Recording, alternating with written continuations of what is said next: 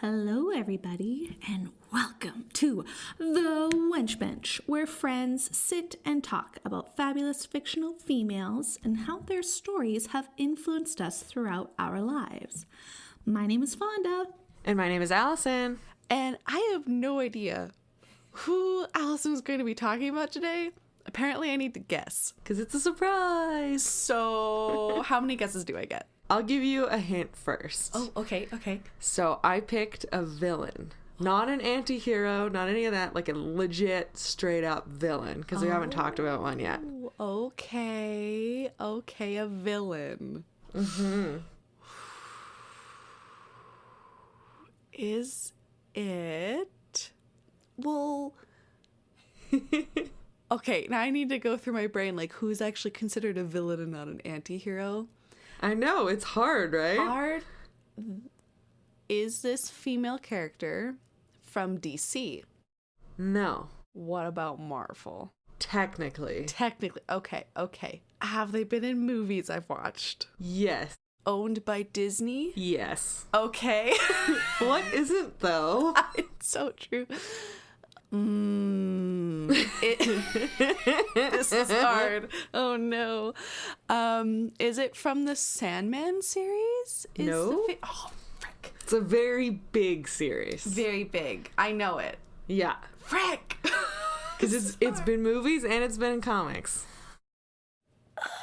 Oh, it's been movies and it's been comics. Oh, frick. Yeah. Just give me a second. Can I have another hint? Yes. A movie in the series just came out. Just came out. Yeah. Like 2019? Yeah. Oh. Is it? It's not Star Wars. I don't know. Yes, it is. It is? I didn't know that. It's Star Wars.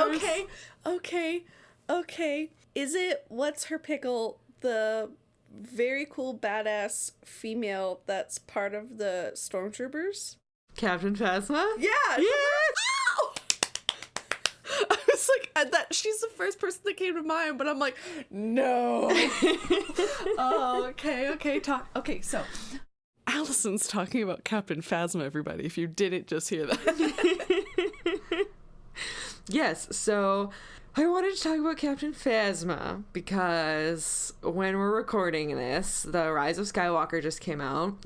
She's not in it, and Phasma, I believe, is like up there with like most punked female characters. She was built up to this like crazy high, awesome expectation, and then we just got nothing out of her as far as the film universe is concerned.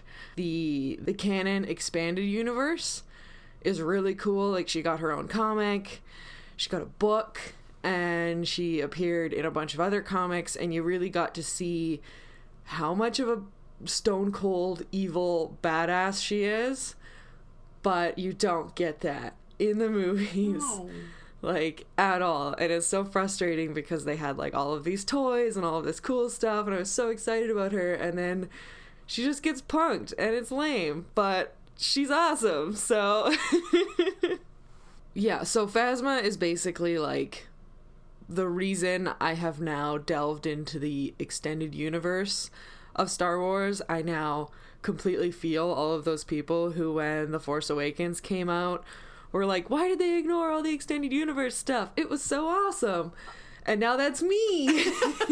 You're like, I get it now. I get it. I understand.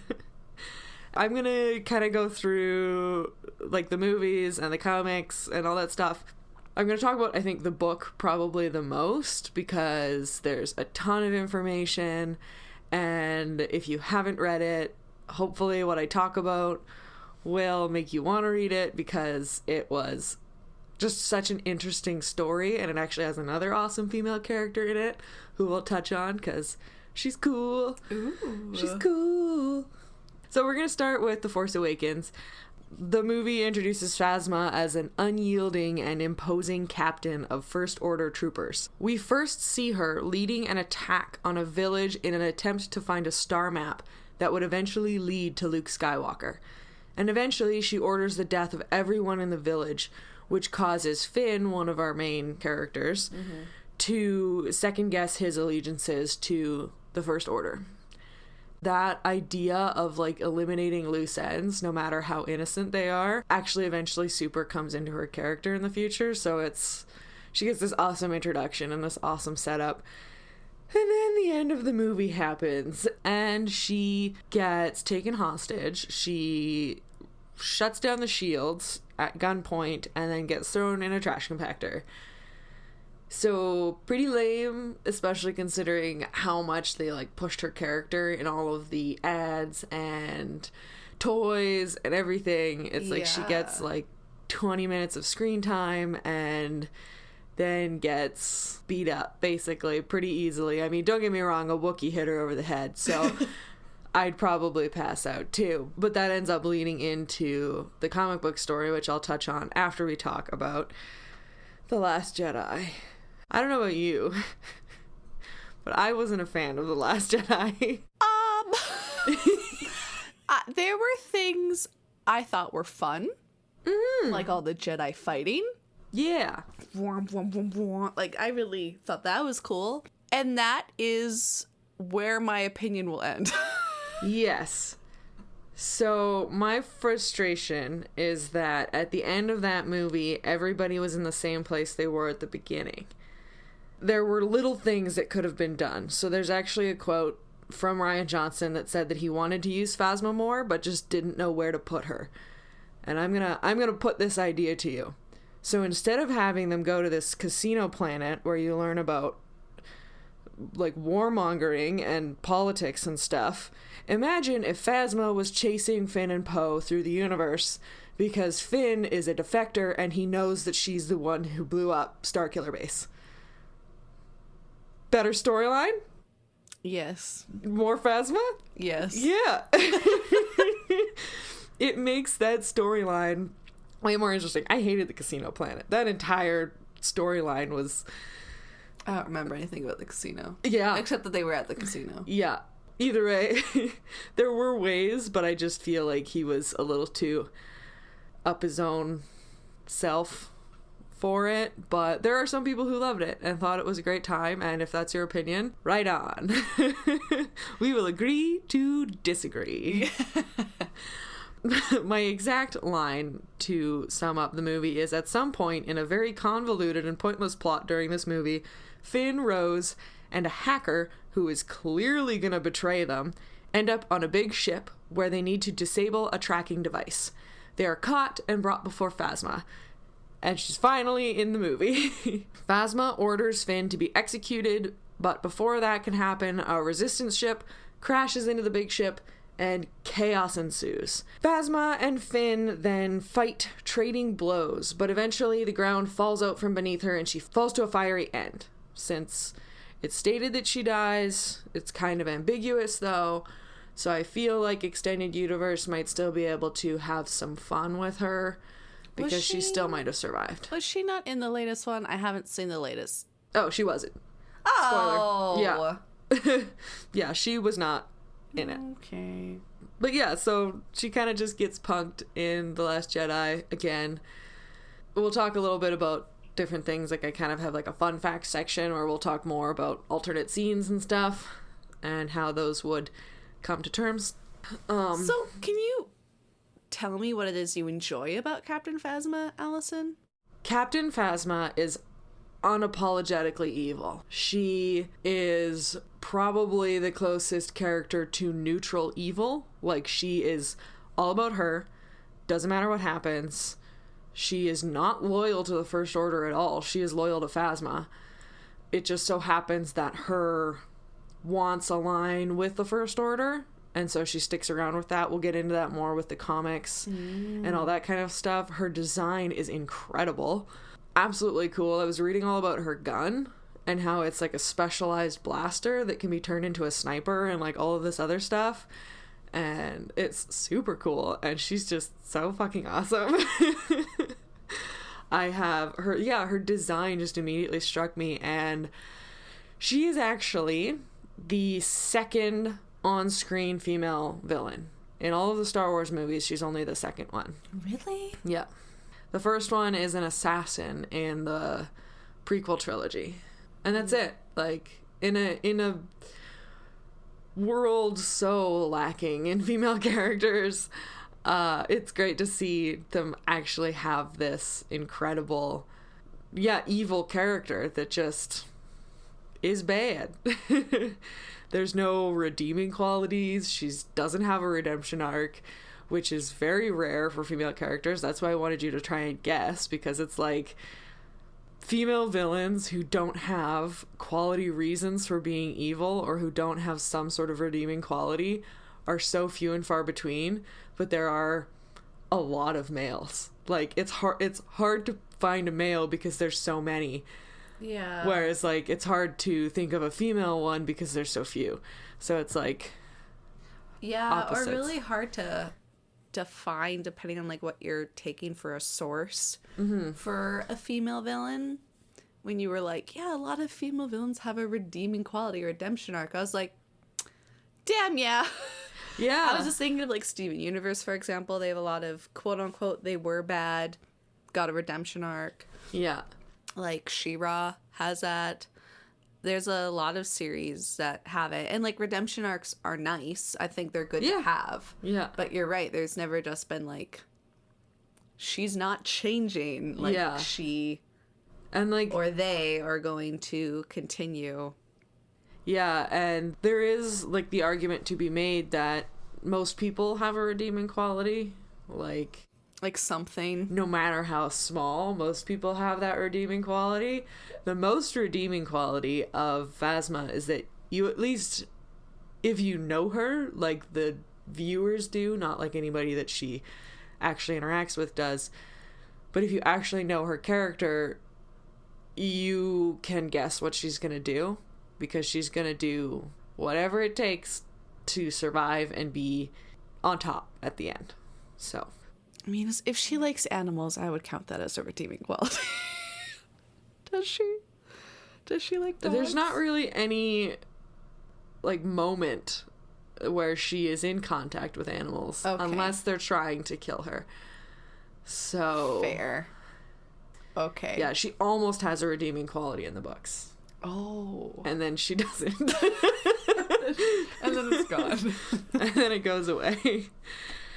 So we're going to talk about the comic. It's a 4-issue miniseries. I'm pretty sure it's in trade paperback now. It was released in September of 2017, written by Kelly Thompson and with art by Marco Cicchetto.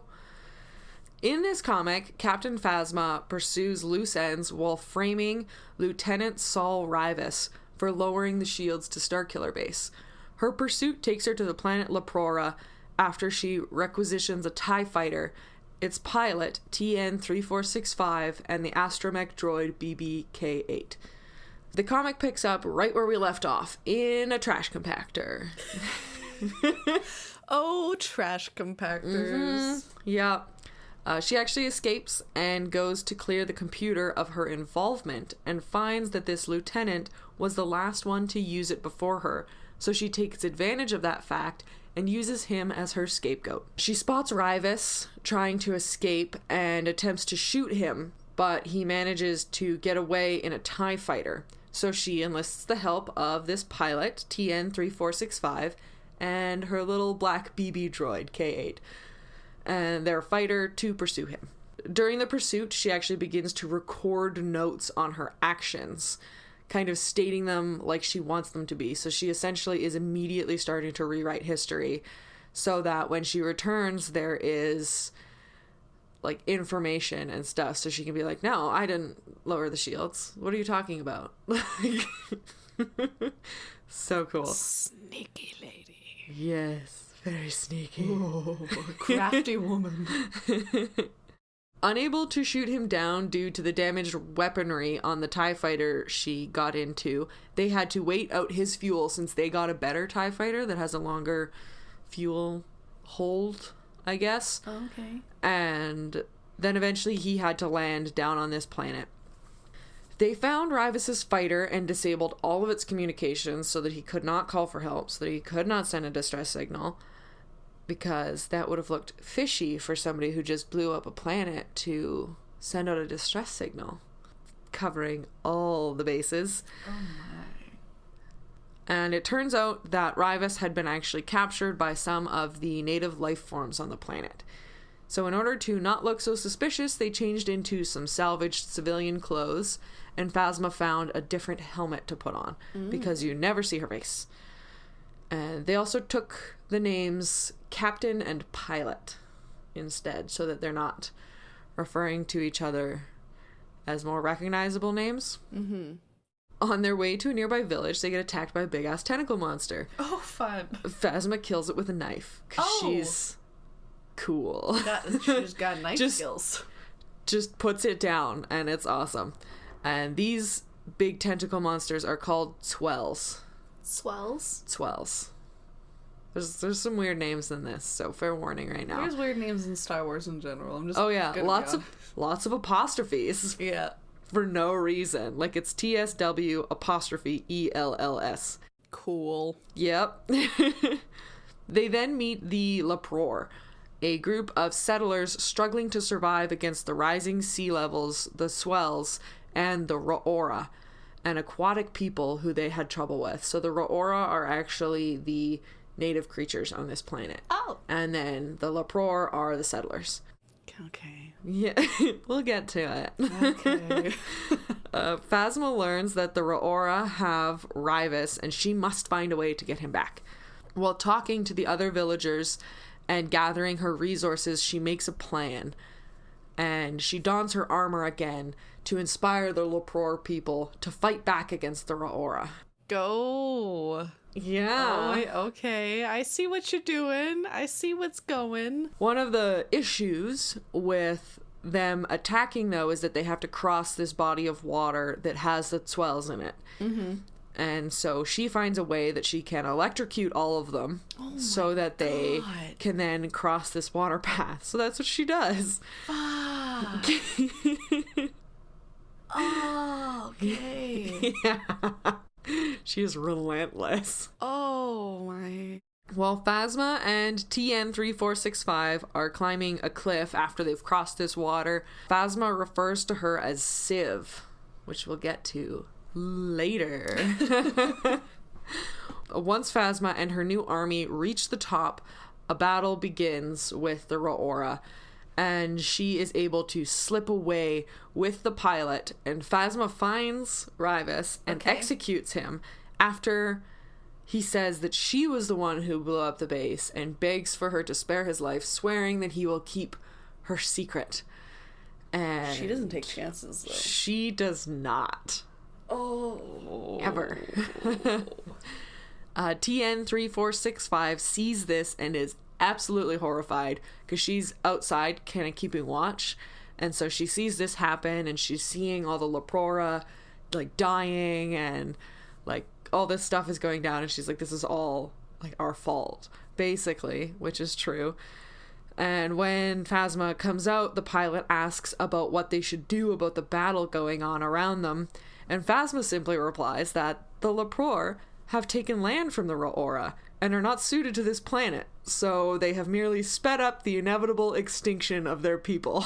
Wow, that's a blunt reality truth breaking statement. She's very black and white. Oh my word. Okay. Yep. Wow. Yep. I don't know what to say to that.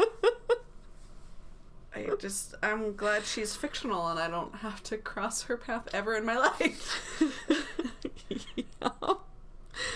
Once back to the ship, she shoots the BB droid, and then TN3465, saying that even one loose end was too much. Yeah. Oh my god. Ah. Okay.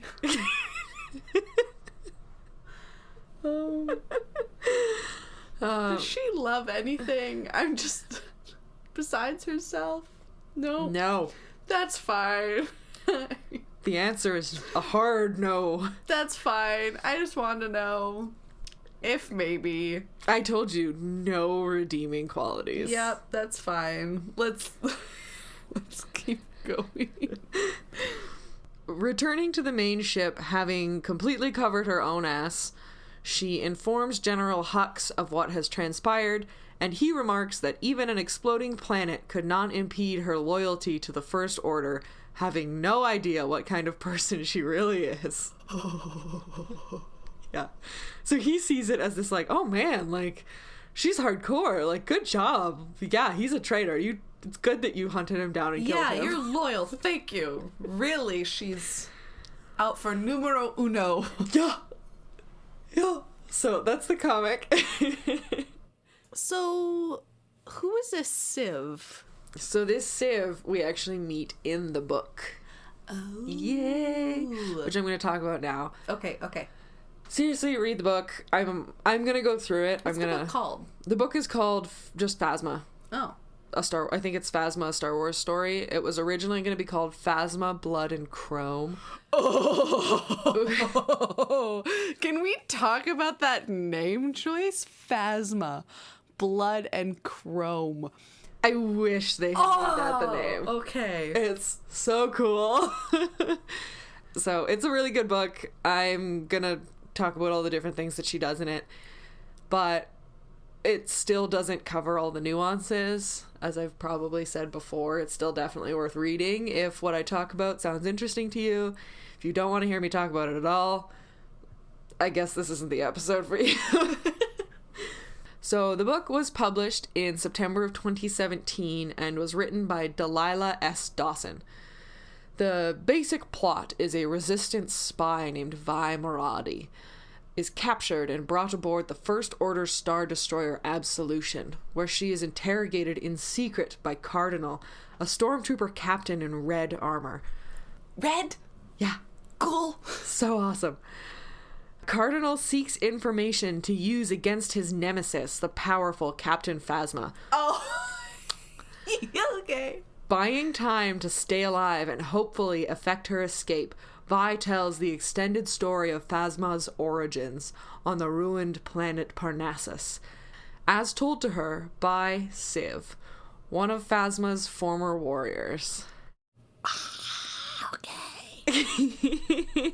So we start at the beginning of Phasma's known story, where she essentially sacrifices her family and her small clan, except her brother, so that the two of them can join the Skyer clan and have a better chance at surviving on the irradiated planet they live on. During this, she has to wound her brother, and she stabs him in the foot, which permanently keeps him from walking. Oh. Because on this planet, people don't really heal very well because of all the radiation and stuff. And so any wound can cause Severe damage. And so he ends up not being able to walk anymore because of this. Fawn is making a sad face. That's just really... Yeah. It starts off with just, she's like, I want to be in a stronger clan, and my clan is weak, so they deserve to die. Except for my brother, who I love. Kind of. I love enough. There's some degree of affection. Yes. Even if it's not affection, it's loyalty. It's some degree of loyalty to her brother because that is her family, but not to her parents because she probably thought they were weak. And weakness is not allowed. Cool. Great family. Yeah. So she spends most of her life scavenging and wearing protective gear. So in the books, she's also always wearing a helmet. By the age of 16, Phasma is an accomplished warrior and leader of the Skyer clan's warriors. Some of her most devoted followers are Torben, Kar, Civ, and Gosta. So 3 boys, 1 girl. When someone fatally wounds their clan leader, some shit goes down, and it eventually results in Phasma and her brother Keldo becoming co-leaders. So Phasma's kind of handling the warrior and the protection, and he's handling the people and the political stuff. Because Fonda's... Or, not because Fonda, because Phasma... Yes, I am the evil villain. Furthest from. Because Phasma is not really cut out for that kind of stuff. 2 years later, we meet a child named Frey, and children rarely live that long on Parnassus. Like, the child death rate is huge, and so they are considered quite precious. And Phasma actually takes a liking to Frey and teaches her how to fight. During an attack by a rival clan, the Claws, Phasma and her followers repel the attackers, killing 12, and it is revealed that Phasma did all the fighting with Frey strapped to her in order to protect the child, which is cool and impressive. She may be evil, but she does. She gonna protect this kid. Impressive things. Phasma wanted to attack the Claws as payback, but Keldo only wanted to use force in defense. So he organized a truce between the two clans, which caused the beginning of a rift between the siblings. Oh no. Oh no. Not a rift. An escape pod eventually crashes on the edge of the Claw territory, and reluctantly, Keldo approved a salvage party to go and retrieve anything useful. But he does say that they cannot break the treaty and they cannot kill any of the Claws. Phasma almost immediately goes against her brother's wishes, and her followers kill a Claw sentry. Oh, great. Yeah. Cool. This is where we meet First Order General Brendel Hux.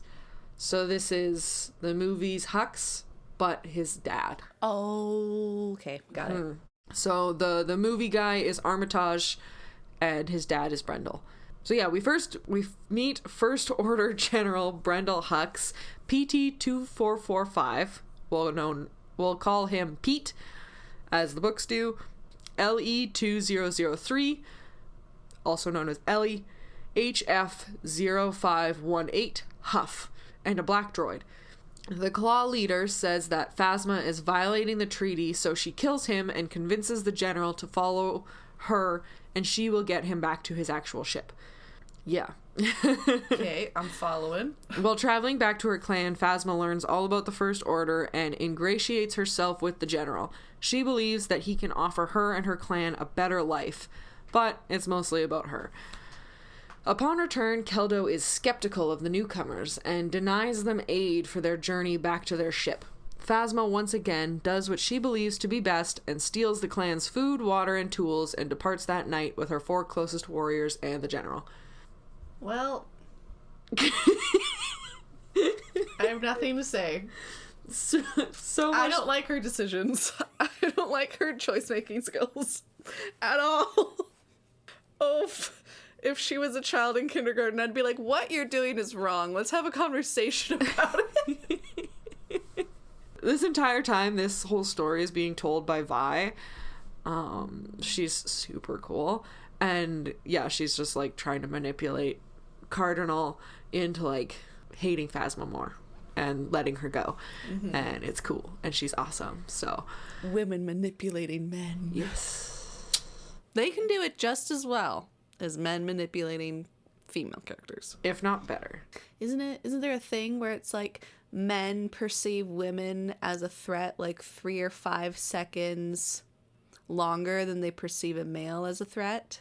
I'm pretty sure I heard something where someone It takes them longer to recognize that a woman is a threat by 3 to 5 seconds more than they would as a man. Sounds right, if not a little too short.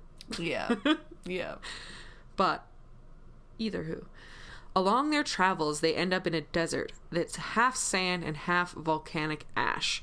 Carr was then bit by a golden green beetle, and he began to swell up and eventually exploded into water, only to have more of those beetles rush up and eat his remains.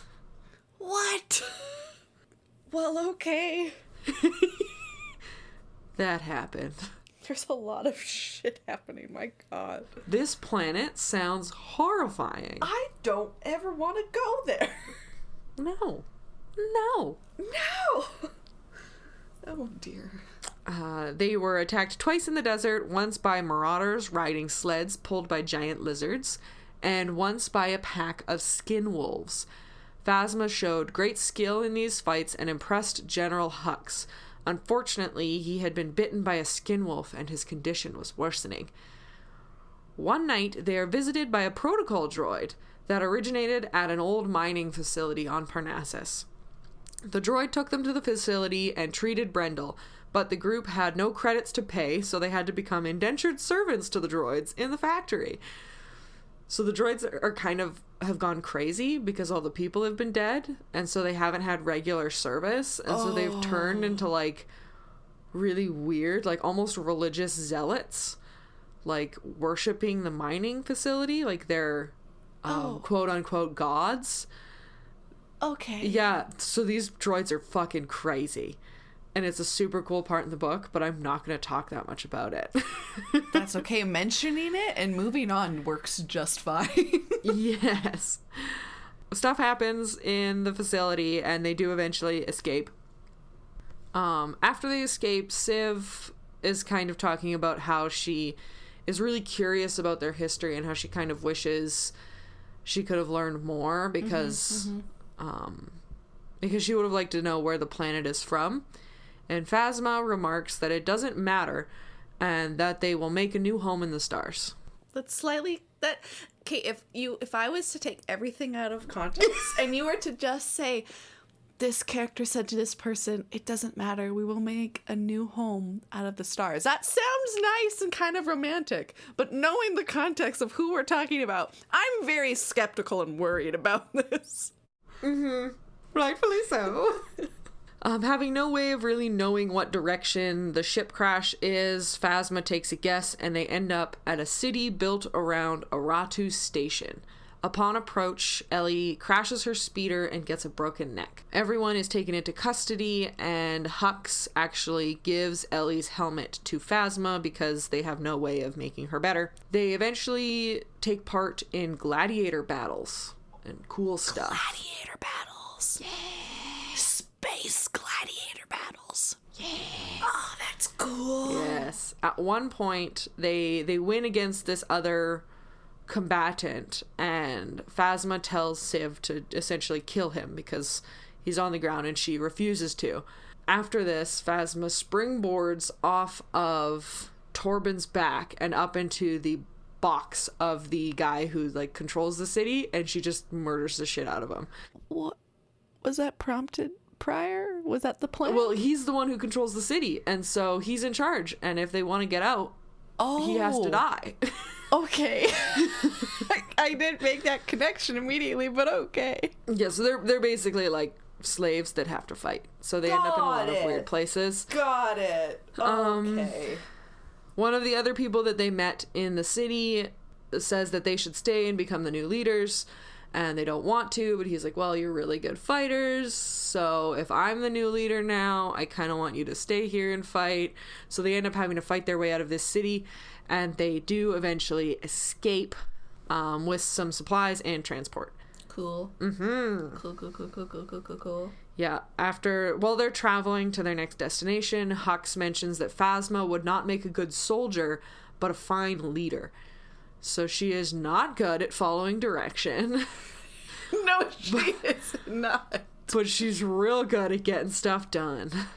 They eventually come upon a Gand named Chirk, who warns them about entering the Deadlands, which is where the ship is, since they are filled with more radiation than the rest of the planet. But Hux convinces everyone to go anyways, since the First Order can cure radiation poisoning. Oh. During all of this, Keldo has rallied both the Skyer and the Claw clans to pursue Phasma, but when they come upon them, the others escape further into the Badlands, so now they're being chased by the rest of the clans. During this, Gosta is injured and cannot keep up, so when one of the troopers turns around to fire on the clan, he is killed, as well as some of the other clan members. Eventually, they reach the ship, all beginning to suffer from different levels of radiation poisoning, and while Brendel goes inside to call the First Order for help, the rest fight off the clans at the cost of the last two troopers and Torben's life. When the dust settles, only Phasma, Civ, Keldo, and Frey are left alive. After a short argument, Phasma shoots her brother in the head. Oh.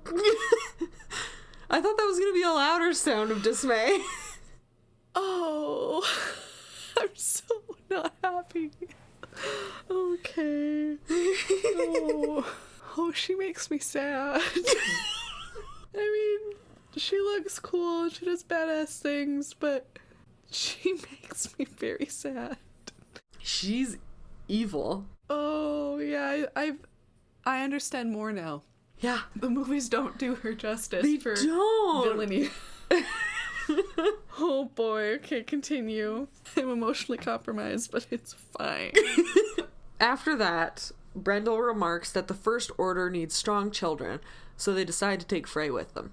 And Cool. when the First Order does arrive, along with Armitage Hux, Brendel invites Phasma and Frey to join them, but refuses Civ, saying that she is too soft. Phasma agrees because Civ disobeyed her, and suggests that she return to the mining station for medical assistance. Nope. Yep. But she does make it back, and she eventually recovers, and she actually does give birth to a child named Torby. Torby? Yeah. And it is there that she will eventually tell this story to a resistance spy collecting information on Phasma. Oh. Yes. Okay. Yes. Oh my. So once returning to the mobile base, Phasma begins her training. After she completed it, she was put in charge of the teenage and adult trainees, while Brendel's old protege Cardinal was given the new and young recruits. Brendel also made her his personal guard, replacing Cardinal. So he's just getting, like, totally usurped by Phasma. A year later, she returned to Parnassus to salvage the chrome plating from Hux's crashed ship, and to get one of those beetles. Is that how she got that cool suit? She then used the plating to make her armor. So if okay. any of you guys remember the Naboo ships, Yeah. that's what her armor is made of. Oh! That shiny material. Yeah. Well.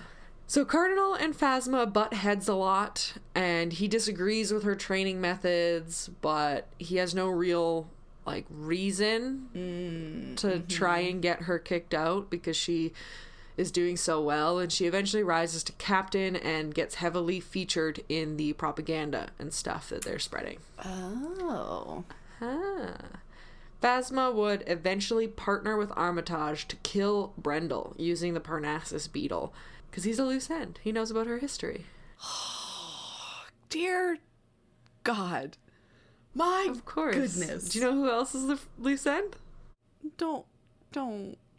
Alison, don't tell me. I don't want to know.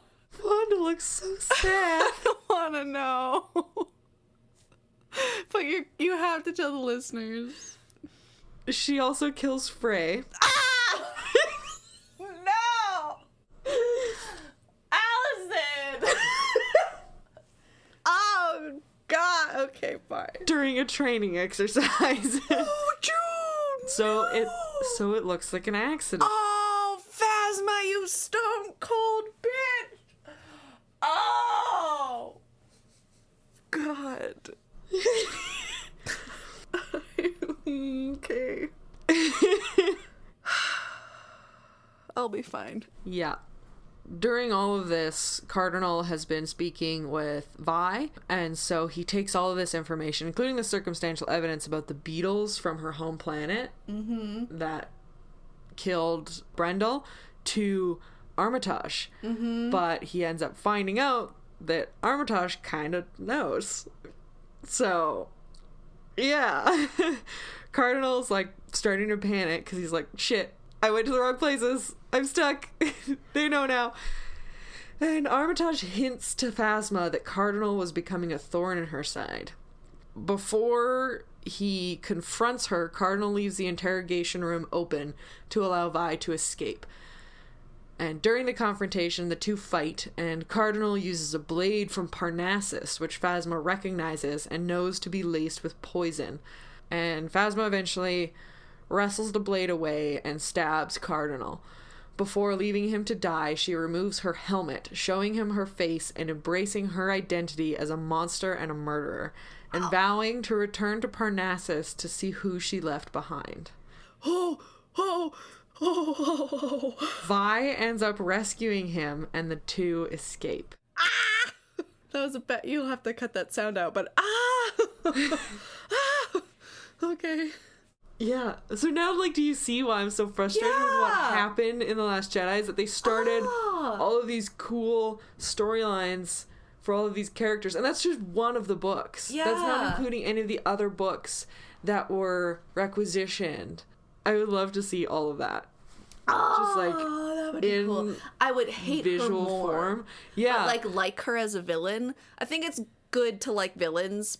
I don't think it says anything bad about a person to be like, I enjoyed this villain. I find them interesting. Yeah. It's like you could acknowledge they're bad and evil, but also acknowledge that what they are is a good villain. Yes. And enjoy them for that. What I would have liked would have been for them to kind of explore that so that then when she did die, you can write like a good death. Like people are excited to see her die because they hate her so much. Yeah. Whereas not just like falling into a pit, this random character that you did nothing with. And it's just like, it could have been so cool. Even just like slightly putting in something like randomly showing Vi. Yeah. Or did she, I don't even remember if this was a line she said in the movie, but like if she would have said something like, oh, it's a loose end. Right? Yeah. Like just like a quick thing to be like, oh, she handles her loose ends. Which now it makes a lot more sense if she had been fucking hunting down Finn. Yeah. Because he is a loose end. It's like, of course she would want to hunt him down and kill him.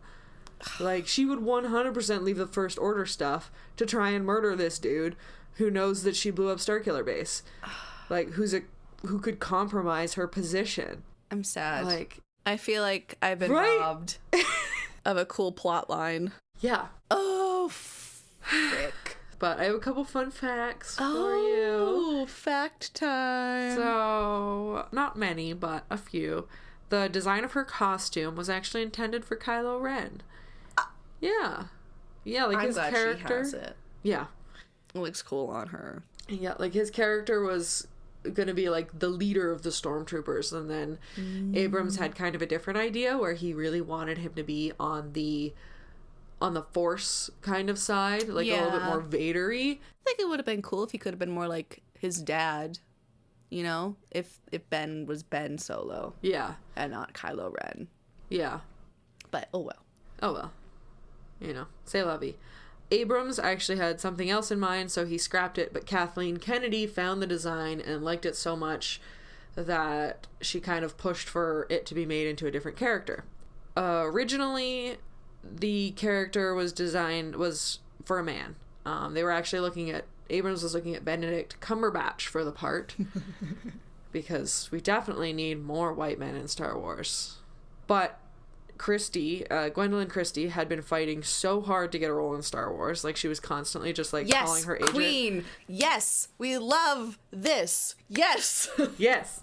So she kept being like, I want a part in Star Wars. Give it to me. She's cool. Give it to me. And so they decided to change it for her. Yay. Yay. She actually, for her acting in the movie, she took a lot of inspiration from the armor and used it as an opportunity to explore the gesture of a character. And while she was doing it, she actually had no idea it was originally intended to be a man. So, just generally being awesome. It took 45 minutes for her to get dressed. That's very little if you're considering how long it takes a lot of other people to get into costume. Yeah. And as I had mentioned, everything was like specifically designed for this character, like the shiny armor, the cool blaster, all of that stuff. Abrams named the character after the old movie Phantasm because it looked like a glowing orb in it. Oh. Yeah. Phasma, as I mentioned, Phasma is the second on-screen villain. Behind Zam Wessel was the name of the assassin. Zam Wessel. And in one of the most ironic statements ever, with Captain Phasma, the filmmakers wished to push the boundaries of traditional roles for female characters. Which, when you consider how few female characters there are in Star Wars, it's not fucking hard. Alison looks very salty about this. I mean, to be fair, Phasma, with, I don't think a lot of thanks to the movies, has become an incredibly unique female character. Mm-hmm. She is so evil and bad that it's like, I don't think we see that with women a lot. So she is pushing the boundaries, but not thanks to the movies. Yeah. Or enough, really. Yeah. And that is thanks to two female writers. Love women in writing. I know.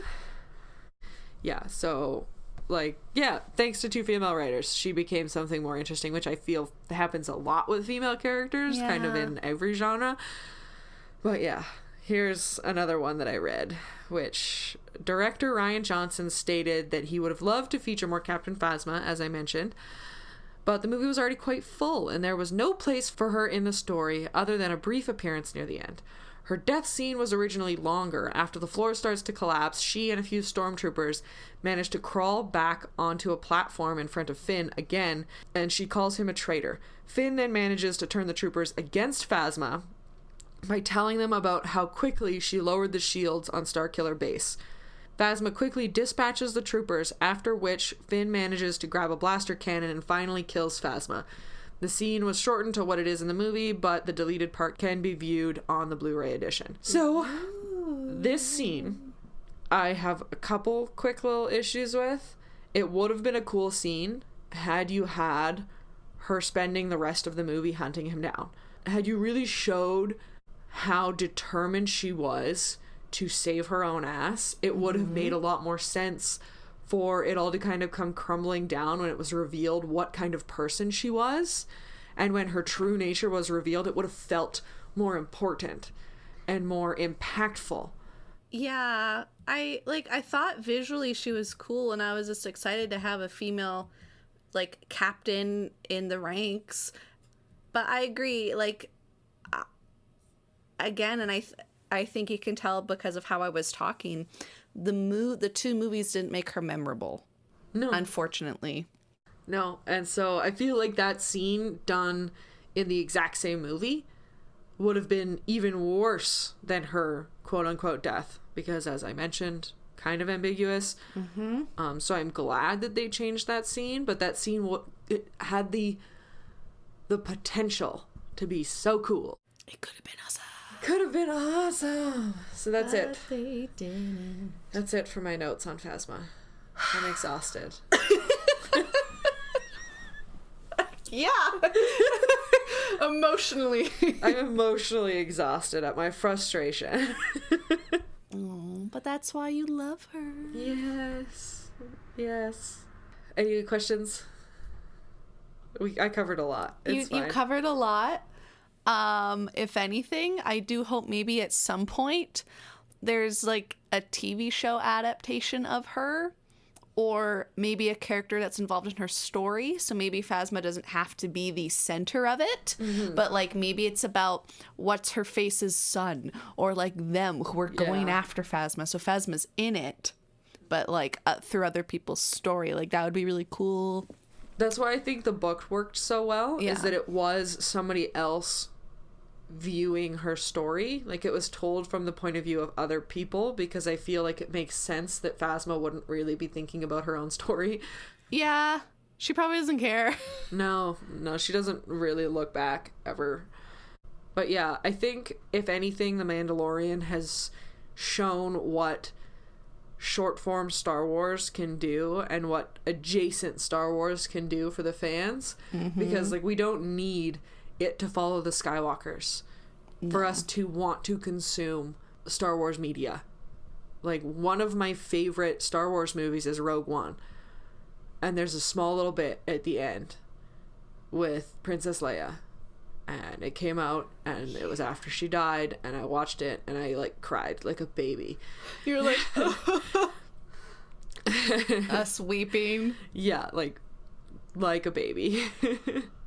Jedi are cool, but like there's a lot of other cool things about the Star Wars universe. And well, I like the idea, for anybody who hasn't watched The Mandalorian, it's not really a spoiler, but I like the idea of working with a force sensitive creature that doesn't really have a concept of the light and dark side of the force, that it just is a thing and it can use it. Whereas I feel like Star Wars has touched on the idea of force sensitive creatures that do not buy into the whole light and dark side, that it just is a force that exists in the world. And I really like that idea and playing with that topic, because humans and are more corruptible with power, which I like that sort of dichotomy. Yeah. Yeah. Either way, Fonda, what are you excited about? Oh, well, I'm really glad you asked me. So I'm playing a game called The Wolf Among Us. It's a Telltale game series. And it's like, it came out in 2013. So it's been out for like a long time. And I've heard people talk about it before, but I just never... I was like, I'll get to it one day, like I do most things. So I recently picked it up because I heard they're coming out with another, like a part 2 for it. So I was like, oh, well, I should start now. It was on sale, so I got it. Nice. But it's so cool. It's based off of Fables, which is an American comic book series created and written by Bill Willingham, and it's published by DC Comics Vertigo. It's basically about, like, all of the fables, like Little Red Riding Hood. It has Snow White in it. It has Beauty and the Beast story. Like, it has, like, all, like, even fables that aren't well known that, like, quote-unquote Disney touched on. Like, any fable that was used at all in history is a part of this, like, universe. Yeah, and Fables is cool. It's super cool. I want to read the comics because of this game, because I didn't know about it. But I'm really enjoying it because you play Big B Wolf. Ooh. Who's the big bad wolf. I love him so much. He's very interesting, and the way that they tackle a lot of the quote-unquote like female princesses is really cool. And I think maybe if I read the comics, I might want to touch on some of those characters, because Snow White is she's very interesting so far in what I've been reading, and so is like Ariel. She's in it. Ooh. And it's interesting because like not all of the fables recognize or know each other because they don't go by their real name often. Like there's Beauty and the Beast, so Beauty, who is Belle, just goes by Beauty, and like she's recognized. But there's also like have you heard of the Donkey Skin Girl fable before? No. Long story short, she doesn't go by the Donkey Skin Girl as her name. She goes by Faith, but no one really recognizes or knows her because she's not well known. Okay. But she ends up becoming a working girl. Oh. Instead of being like a princess because of how things are working in New York City and stuff. It's really cool. So I want to read the comics, and the game is really neat, and I'm really excited because I'm like, I love fables and like fictional things, and this is really cool. Yes. So that's what I'm excited about. Awesome. Yeah. Well, dear listeners, you can find us wherever podcasts can be found. Please make sure to rate and subscribe if you haven't already. You can follow us on Tumblr, Twitter, and Instagram at Wench Bench Pod. And if you want to reach out, you can send us an email at wenchbenchpod@gmail.com. All the art for the Wench Bench was designed by the wonderful Tessa Joyce Riecken. You can find her on Twitter at Werevile. Thank you for listening, and talk to you soon. Bye. Ah.